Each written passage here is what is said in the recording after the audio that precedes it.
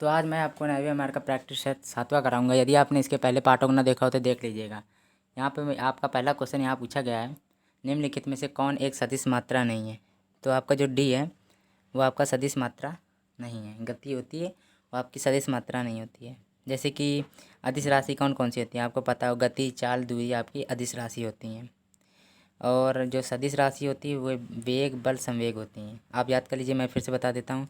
गति, चाल, दूरी, द्रव्यमान, आयतन आपकी अदिश राशि होती हैं और आपकी वेग, बल, संवेग आपकी सदिश राशि होती हैं। ध्यान रखिएगा। और जिसमें दिशा और परिमाण दोनों की आवश्यकता होती है उसे उसमें सदिश राशि कहते हैं। जिसमें दिशा और परिमाण दोनों की आवश्यकता होती है उसे सदिश राशि कहते हैं। ध्यान रखिएगा। और जिसमें केवल सिर्फ परिमाण की आवश्यकता होती है उन्हें अदिश राशि कहते हैं।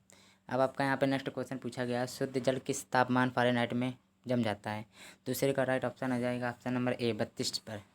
32 फ़ारेनहाइट पर आपका जम जाता है। ध्यान रखिएगा, आपको ध्यान रखिए। आपका ये नेक्स्ट क्वेश्चन आपका पूछा गया, तीसरा नंबर क्वेश्चन है, किस ग्राफिक्स में डिजिटल फ़ोटो तथा स्कैन की गई छवियों को BMP, PNG, JPG, टिफ और गिफ जैसे प्रसार या एक्सटेंशन के साथ आमतौर पर संग्रहित किया जाता है। तो आपका तीसरे का राइट ऑप्शन हो जाएगा ऑप्शन नंबर ए, यहाँ पे आपका राइट है। आपको ये पता होगा कि जैसे कि कंप्यूटर में सूचनाओं को रखने के लिए अंकों को उपयोग करते हैं, 0 और 1 के रूप में लिखा जाता है। कंप्यूटर में जो सूचना होती है उनमें मतलब सूचनाओं को रखने के लिए 0 और 1 अंकों में प्रयोग किया जाता है। ध्यान रखिएगा। और आपका ये आपका राइट ऑप्शन है, ऑप्शन नंबर ए। अब आपका नेक्स्ट क्वेश्चन दिया गया है, पहला क्वेश्चन यहाँ पूछा गया है। चौथा क्वेश्चन, इलेक्ट्रॉन को प्राप्त करने की प्रक्रिया को कहते हैं। चौथे का राइट ऑप्शन हो जाएगा बी, अपचयन। जैसे कि इलेक्ट्रॉन जैसे किसी ने प्राप्त कर लिया तो उसे उस प्रक्रिया अपचयन होता है। अब आपका नेक्स्ट क्वेश्चन दिया गया, पाँचवा नंबर, निम्नलिखित में से कौन सी धातु अपने चिन्ह से दर्शाया गया का समानता बल का तंतु या फिलामेंट बनाने में प्रयोग होता है। तो आपका पाँचवें का राइट ऑप्शन हो जाएगा ऑप्शन नंबर डी, डब्ल्यू जो होता है आपका वो धातु समानता बल्ब का तंतु या फिलामेंट बनाने में प्रयोग किया जाता है। आप इसको ध्यान रखिएगा। और जिसका संकेत डब्ल्यू है मतलब। और डब्ल्यू को फुल फॉर्म में क्या लिखेंगे, डब्ल्यू को पूरा नाम वोल्फ्राम लिखेंगे, याद रखिएगा, वोल्फ्राम, आप याद रखिएगा। अब आपका यहाँ नेक्स्ट दिया गया है छठा नंबर क्वेश्चन, निम्नलिखित में से कौन से वृक्ष वर्ष में एक बार अपनी पत्तियाँ गिरा देते हैं। तो आपका यहाँ पे छठवें का राइट ऑप्शन हो जाएगा ऑप्शन नंबर ए, जो पर्णपाती होते हैं, जो इसका डी है इसका ए, जो पर्णपाती हैं वो आपका वृक्ष वर्ष में एक बार अपनी पत्तियाँ गिराते हैं। ध्यान रखिएगा। अब आपका नेक्स्ट क्वेश्चन दिया गया है, 9वां नंबर क्वेश्चन दिया गया है, निम्नलिखित में से किसके मध्य से सिनेप्स अंतराल स्थित होता है। 9वें का आपका राइट ऑप्शन हो जाएगा ऑप्शन नंबर आपका हो जाएगा दोस्तों ए पार्ट, दो तंत्रिका कोशिका।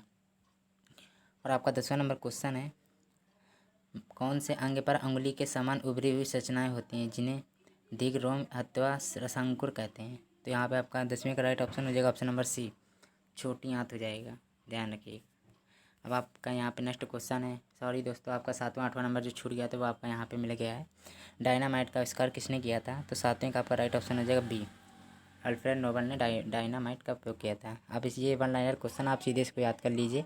अब 8वां नंबर क्वेश्चन पूछा गया, निम्नलिखित में से किसका शरीर सिर से पूंछ तक खंडित होता है। तो आपका यहाँ पे 8वें का राइट ऑप्शन हो जाएगा ऑप्शन नंबर सी आपका हो जाएगा, वलियन जाति। अब आपको पता होगा जैसे कि वलियन जाति, जैसे कि आपको पता होगा, इसके उदाहरण मैं बता देता हूँ। केचुआ होता है, वलियन जाति जो उदाहरण है, केचुआ होता है और जोक होता है इत्यादि आपके वलियन जाति होते हैं। जो यहाँ पे आपका सी ऑप्शन राइट है। और डायनामाइट की आविष्कार अल्फ्रेड नोबल, बी ऑप्शन सही है। अब आपका 11वां नंबर क्वेश्चन पूछा गया, निम्नलिखित में से कौन एक सदिश मात्रा नहीं है।